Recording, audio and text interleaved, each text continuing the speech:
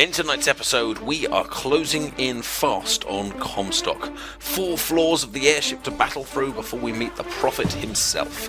In that time, we'll be discussing where Elizabeth gets all that knowledge from that she reveals at the end of the game. And we'll be finding our last ever Vox phone voice log from the Lutesses to complete their character arc in Bioshock Infinite Explained.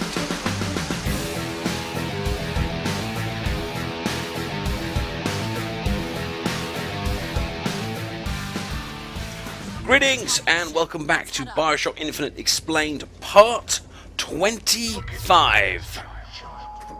There's something about him that you just can't put your finger on.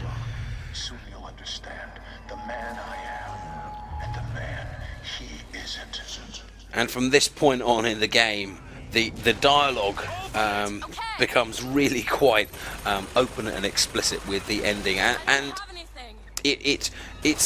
it's one of those things that as soon as you know what the solution or the answer or the ending to Bioshock is, then all the rest of it just kind of slots into place so easily. But I don't know about you, but I didn't piece it together until the very end. You know, when I literally kind of said, you know, here's the answer, and even then I had to go and look it up. It's one of those lovely things that it's a solution, it's an answer that is right in front of you, almost all the way through, getting more and more obvious towards the end, and yet it's still very, very hard to spot there. And some of those lines that Comstock kind of yells at us as we kind of go through this whole section have some wonderful kind of double meanings to it. When he starts kind of saying, well, you'll understand the kind of man that I am and the kind of man that he isn't. When of course we are the same man, and it's less to do with who the person is as such, but more what they kind of choose to do with their lives and choose to do with their actions. And I think it's an interesting kind of distinction between Booker and Comstock as well. I mean, who is the greater man? Because the word "great" can be very kind of vague and kind of misinterpreted. I mean, one is a ruler of an entire city. One has taken, one has basically kind of supported the creation of flying cities and become the ruler and prophet to an entire mini nation. Whereas Booker, the other half of the same man, has ended up being a drunk in an office responsible for selling his own daughter. So in terms of greatness, I think you can only really argue that Comstock wins out. But Booker at this moment does have the moral high ground in terms that he has not been responsible for institutionalized racism. He has not going to be responsible for the destruction of New York and the mass murder. So he is a very, very unlikely hero, but certainly he does not represent the things that Comstock comes to represent. Now, I would be really, really interested to find out from you guys on your first playthrough what you kind of thought the answer was, or what you kind of thought at the point where we before the game was kind of explained to you, what you kind of thought the solution was going to be. Like I said in previous videos, I had kind of wondered at some points whether Elizabeth was actually the bad guy all the way through, and I'm not talking about her kind of her transformation at the end, but actually wondering if she was a bit like Kaiser Soze in The Usual Suspects, whether in fact he was just having the main bad guy with you all the way along, but you don't actually realise until it's exposed at the end. But obviously I was kind of wrong in that. But it's also lovely in this game the way that they basically put the solution in front of you, because they start talking about multi-universes and tears and all that kind of stuff from probably about, what would you say, a quarter of the way into the game. It's almost as soon as you meet Elizabeth, she starts opening up various tears here and there, and then they kind of tell you more about them as we go. But I mean, we even have a third Booker in this game. Let's not forget that. We hear his Vox phones earlier in the game from this kind of universe shifting idea. The Booker that goes to join the Vox far earlier. So the solution that there is yet another Booker in this universe shouldn't be that unusual or absurd to us, but yet at the same time it is an absolutely wonderful and shocking end to find out that not only are you the main good guy in the oh dear, I've got a little he snuck up on me there. Not only have we got not only are you the main good guy in this game, you're also the main bad guy as well, and I can't think of any other games where you can actually say that your character is both the protagonist and the antagonist in a particular narrative. In this combat, as you'll probably be seeing, I'm going to use and abuse possession as much as humanly possible. Obviously I know that it won't kill the the turrets, but if I can possess turrets and make one turret take out another turret, then woohoo! And it does tend to thin out the crowd by letting them shoot each other, and it's all quite nice possessing something from a distance and kind of hearing all the firing going off in the distance, knowing that none of those bullets are actually aimed at me.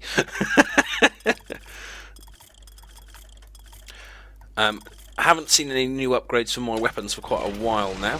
Those of you that have been watching this series with me will know that I've been focusing on the carbine, the hand cannon, and the sniper rifle, which is a combination that has actually worked really well. Actually, I think if I was to play it again, I wouldn't necessarily recommend doing anything different. Although my very first playthrough, I mainly went I think I initially went machine gun, but then quickly changed to the.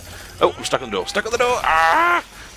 I started with the machine gun and quickly changed to the carbine, but I focused more on the shotgun in my first playthrough. I think I've asked this before. I didn't get many responses, but what guns did you focus on your playthrough? Do you think I've made the right combination here?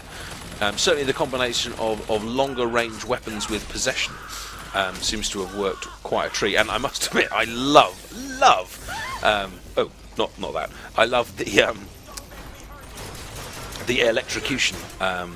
Melee attack, which we got from that DLC gear right at the start of the game. Almost, I think actually that this electrocution thing has actually been worth the price of the DLC almost by itself, because I think it has saved my life on a whole bunch of occasions. Because whenever I've connected with that electric smash, it more or less guarantees a victory for me there as well. Right, there's one turret down thanks to a bit of internal competition, but there's quite a lot of these guys here. Could do with some more salt or health if there's any. Actually, no, I'm not for health, but a bit more salt if possible. Ow. Anywho, while we're battling all these little guys, and ooh, he followed me in. Let's get back to discussing some of the plot mechanics within the game. Specifically, let's talk about Elizabeth's revelation at the end. She basically, after we deal with Comstock and have the kind of final battle, which I think we're probably about 2 or 3 battles away from now, she essentially explains the whole plot line to us. She then kind of becomes the narrator and basically explains what is going on. But the question that I like to kind of ask there, is how does she know? How does she suddenly know the truth about everything? Because she certainly doesn't know everything at the beginning, and I think I've talked about this in a previous video, the fact that to an extent she's more naive than you when we first meet her. She has her powers, she can open limited tears, but she doesn't really know what Comstock is. She doesn't know about Lady Comstock. To the next deck. If we clear the line of those pods, we could use them to gain access to the upper decks. Yes, we can. Oh, he's still alive. No, he's not. Okay, yeah, she knows far less than us. Oh, I just picked up some health there. Brilliant. I was chatting to one of you guys in the comments section after the previous video, and we were talking again about this ridiculous amount of health and salt and money and bullets that are just left lying around Colombia. And I talked about it in a few videos ago. I talked about the fact that it's absurd that we've got all this poverty around when there's so much money just lying in all the nearby bins. I'll carry on in a second.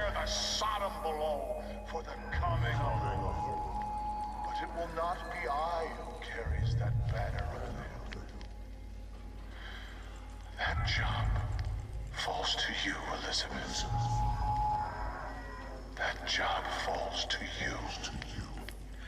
We'll talk about that narrative in our.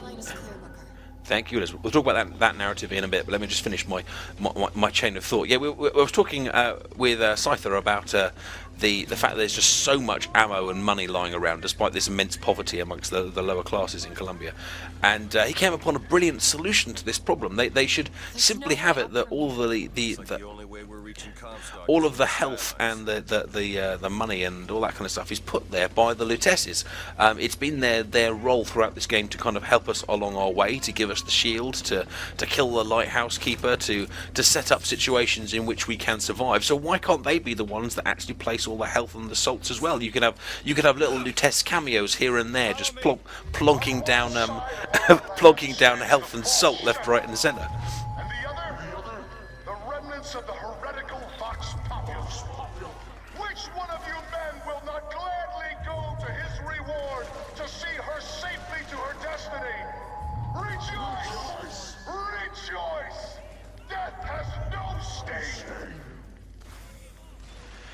So Comstock is a man ranting, knowing he is beaten, I believe, or at least knowing he's reaching the end of his life. We talked about in the previous video the fact that this weird ending from Comstock. He doesn't really seem to be protecting himself very strongly. And his rants there, the stuff he's shouting out, very much seem to imply that he knows that Elizabeth is coming in his hope to replace him, to take her rightful role. And some of you have suggested in the comment section, and perhaps rightly I think, that one of the reasons perhaps he doesn't defend himself in the end fight is because he is hoping, or maybe even expecting, or maybe even has foreseen that Elizabeth will join him, to, because the prophecy is that the Lamb will take her rightful place by his side and will rain fires upon the mountains of man. And so maybe when he's getting so excited now is because he knows the Lamb is coming, he knows that he is going to be replaced, he knows that she's going to fulfill his work. After all, that is the prophecy, and if there's one thing that Comstock passionately believes in, it's the prophecies that he has seen. So maybe he offers no defense, maybe he lets what happens because he thinks he knows the future. However, of course he's wrong. Now, why is he wrong? Because the question would be, well, how could he be? How could the prophecies be wrong? Because all the other prophecies have been right. Now, this is where the importance money. This is where the importance of the older Elizabeth's intervention comes in. Because without that, Elizabeth does become the seed of the prophet who brings the fires down upon the mountains of man. But the older Elizabeth has changed things, has changed this history that we are currently kind of playing through here by sending back Booker to a different time, a different place, with instructions to help Elizabeth, young Elizabeth that is. History is now changed and the prophecy is wrong. So as Comstock makes his grandstanding here, as Comstock makes his big speeches, as Comstock welcomes Elizabeth to the room upstairs, he doesn't realise that the prophecy no longer runs as he might expect. Our contraption shows us the girl is the flame that shall ignite the world. My brother says we must undo what we have done. Time is more an ocean than a river. Why try to bring in a tide that will only again go out? Or as Doctor Who would say, timey-wimey, wibbly-wobbly stuff. I think this is our final Lutece Vox phone. It might actually be the final one. Sorry, there's one more Vox phone to come. But that's the one. I think that's the final Lutece one, where she basically spells out this idea that they had their motivations. The answers, the questions as to why they are doing this. The girl is going to cause all of these problems. The girl is going to be a cause of massive suffering, and they want to do something about it, or at least the male Lutece wants to do something about it. Let's just press the button. And but it's interesting her take on time. It's all linked to those ideas that oh god, I hate them. Something's wrong. Yes, something's very wrong. They're I don't know. I have to wait it out. They're gonna throw rockets at me. I don't like rockets. Let's go and hide down here. And let. Really? That was quite fast. Can I possess some of these guys on the alternative airships? Let's see which way they're coming in from. Oh, there's quite a few of them over there. Oh, I think I was just saved by the rim of that particular. Did you see that ninja in the background jumping from one to the other? What? Rocket men and Vox and Patriots all at the same time. Okay, and even better than that, they're on both sides of me. Wonderful. Ow! Out, and there goes the shield. Brilliant. Can we turn out? Let's get some salt. Let's hide. Hello. Oh, points for accuracy there, Adipose. Well done. Soon. 3/4. It sure is taking its time. Ammo, take it. Yes, please. Thank you. We've been using that shield vigor a lot more in these last maps, which has actually given us it essentially allows us, in true good computer game style, to basically stand in front of all the bullets and just fire away. And until the shield runs out, we're more or less invincible, or certainly from the front we are. I think I've also got it set now to absorb bullets as well, which has been quite helpful. So now we have that ethical choice. I could now just leg it upstairs, but I think that All right. computer game morality dictates that I win before we head up. Electrocute, please, thank you. That's all I have. Anywho, so we were talking about Elizabeth and her change of knowledge. Now, this has been explained in a few different ways on various forums, and I've been having a read around for the different explanations of this, because effectively she once the siphon breaks, once the songbird crashes into. I wonder if I could just stand in front of this emancipator and fire if I've got my vigor shield on. Oh, I can. Ah, I am invincible! As long as I don't run out of salt. Die, please. Oh, I'm out of ammo. And there's another one. Brilliant. Okay, let's put that... See if I can put that trap in front of them and see if that works. Is that hitting me? No, I am safe, and I don't think the traps run out. Yeah, you carry on firing. You do your worst. That's an interesting logic decision, the fact that I can shoot through the shield, but they can't. Wow, I wish I had that technique earlier in the game. That would have saved me from quite a hiding on quite a few occasions. I'm going to use that technique again. Oh dear. Oh, there's just one little guy left, bless him.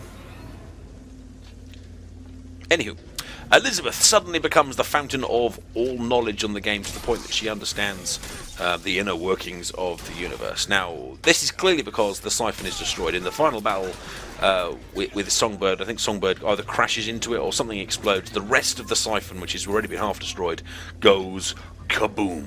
So why does that give Elizabeth knowledge? Well, the theory is that allows Elizabeth to tap into all her other selves, all of the other Elizabeths in every other universe, and in doing so is able to an extent, I'm actually to go and find some more salt, she's able to an extent to kind of merge all the knowledge of all the different universes, and this kind of allows her to piece together the truth about Columbia, the truth about Booker and Comstock and all those kind of things.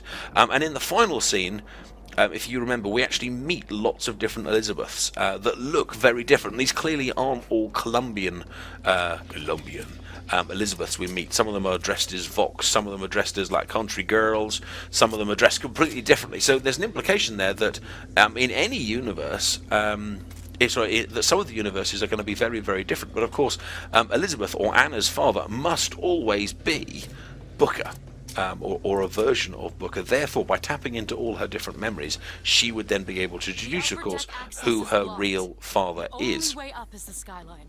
That's a surprise. She already knows from the decisions that she's made from this game, from the knowledge she's gained in this or this version of Elizabeth. She already knows that Comstock isn't her biological father, that he's had to go and kind of get her from somewhere else. So by using the knowledge of all the different Elizabeths, she can then kind of put the knowledge together and work out that Comstock has stolen her from an alternative version of himself. Now what is then less clear is how then she knows that it's this... Ooh, money! Very close money. She then... what's less clear is... exactly how she knows that it is the baptism that is the key point or the key change between them.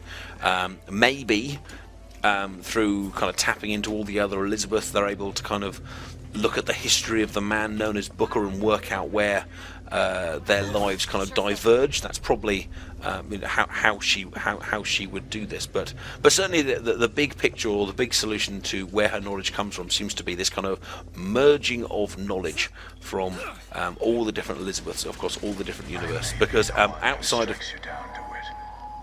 But you've always had a knack for self-destruction. Who's to say you won't beat me to the punch? I've got to confess, I don't really get that line. He's talking about self-destruction, and then there's a lovely kind of idea there, of course, but by shooting Comstock, he's kind of... Let me take care of this on my own. No, I'm going with you. By shooting Comstock, he's kind of putting a bullet through his own head. So that line about self-destruction, it could kind of mean that he's going to destroy himself by destroying someone else, which kind of makes sense. But that line about beating him to the punch, I don't really get, because Comstock doesn't really defend himself. or attempt to beat us to the punch. So I think that's more kind of grandstanding than anything else. The other interesting thing to notice about Comstock's voice in all of this segment, or in that particular line, is he has completely lost the booming. The last one he had, the last speech he gave, he was properly ranting and shouting and talking about Elizabeth. But in that one, when he's directly addressing Booker, he's very much like, you will beat me to the punch. It's kind of like he knows the end is coming. Now that's the other thing about this, is that Comstock does know he's going to die. He has seen that through the tears. In fact, he talks about his demise fairly regularly throughout the game. So this is a man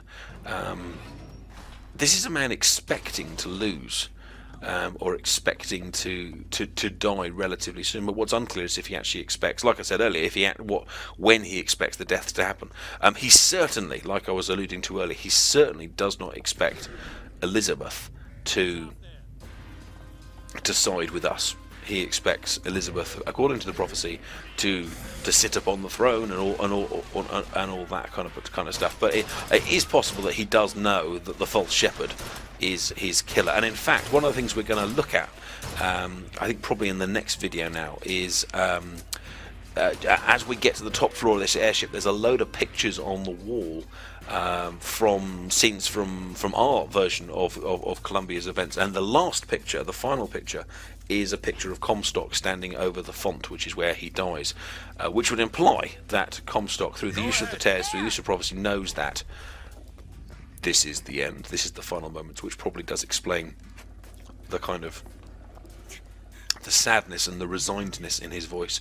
In fact, when we do get upstairs, just before you see him for oh dear, not a handyman. Right, okay, let's see if we can beat the record. I think I did pretty well last time in terms of my handyman killing. We'll go for my handyman nemesis. We'll go for a pretty powerful gun, and we will get the crows. Right, ladies and gentlemen, may I present Adipose versus the Handyman. Round, what are we now? Round 4? Ow. Let's get the criticals. He hasn't hit me yet. It's going well. It's going well. Oh, now he's hit me. There goes all my shield. Thank you, Salt. Let's throw some more crows at his face. Die. Come on. Down you go. Down you go. Ah! Kaboom.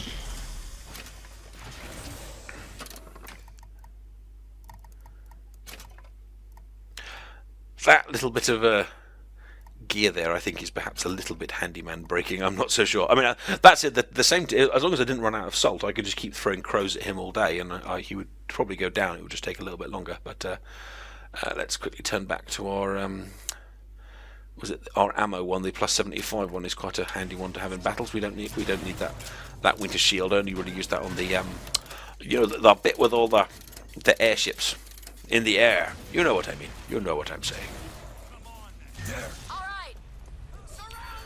Anywho, before we were interrupted by dead handyman, I was talking about the line that Comstock is about to deliver before we meet him. If I remember correctly, it's something like, "I'll be with you in a moment," or something like, "I'll see you in a minute," something like that. Which is almost like, we've got an appointment with him, and he'll be right out.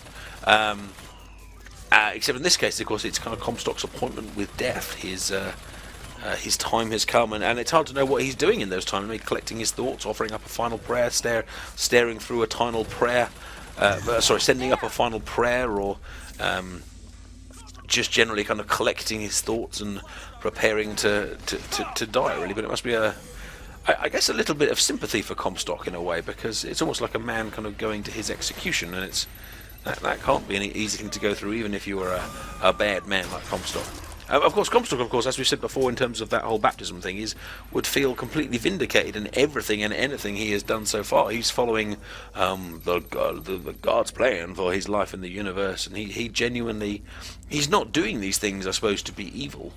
He's doing these things because he genuinely believes in them, and I guess he sees his own death and his own sacrifice as simply an unavoidable part of that process.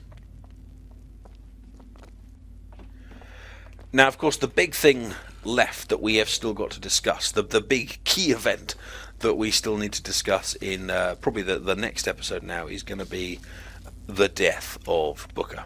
That final interaction in that baptismal pool 30 years ago. What is going on there?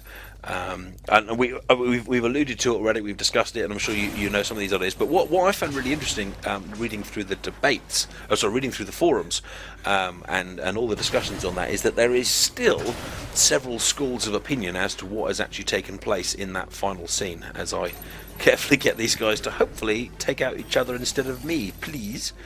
Are they actually firing? Yes. Just not taking off very much health at a time.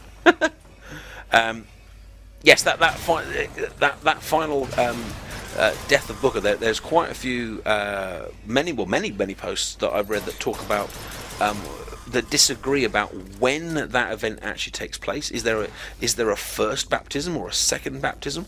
There's disagreement over whether it's just all the Comstocks are killed, or whether all of just the Bookers are killed, or whether they're all killed, or whether they're all killed but one, or only in certain conditions. There's all sorts of disagreements, and so in the next episode, I'm trying to tease our way through all of that and kind of work out what I think is the most likely explanation from what I've kind of read around the place.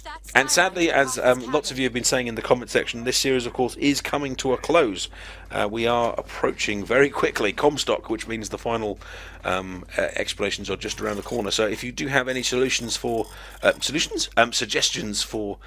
games you'd like me to take on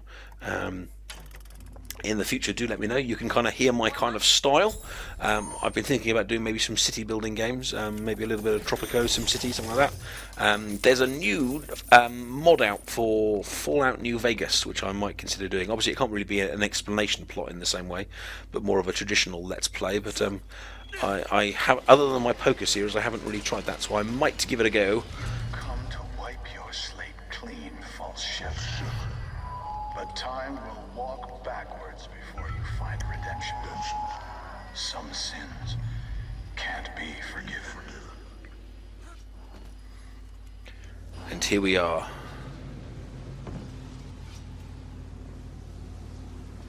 At Comstock's door.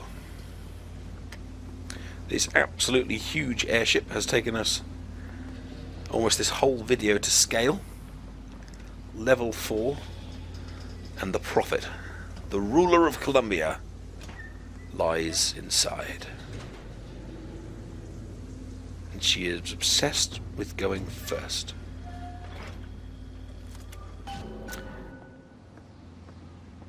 This is my tower. What's this? Siphon. I saw this there. I could hear you singing from above. And the machine came to life in response. And then in my mother's grave, there was a smaller one. They were draining me. Maybe that's why I can't. Can't what? When I was little, I used to be able not just to open tears, but I could create new ones. To anywhere I wanted to go. But in the tower... Yes, I'll be right with you.